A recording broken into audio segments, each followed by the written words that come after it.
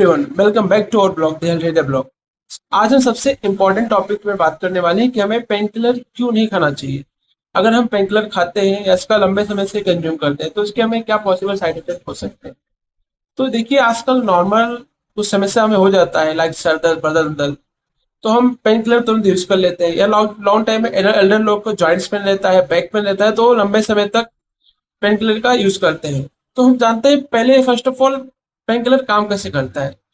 Pain killer काम करता है जैसे हमारे पेन किलर हमारे शरीर में जो प्रोस्टाग्लैंडिन्स नामक केमिकल को ब्लॉक करती है।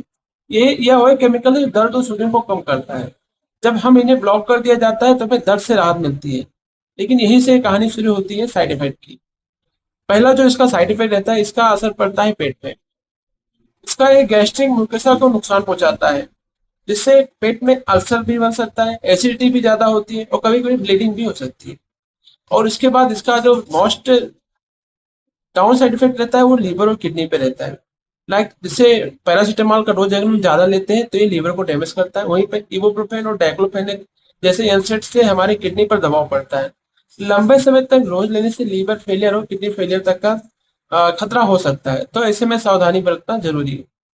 फोर्थ है कि अपना जो हार्ट पे इसका क्या असर पड़ता है। तो कुछ पेन किलर है जैसे डाइक्लोफेनेक और इबुप्रोफेन का लॉन्ग टर्म यूज करने पे हार्ट अटैक और स्ट्रोक का रिस्क बढ़ता है।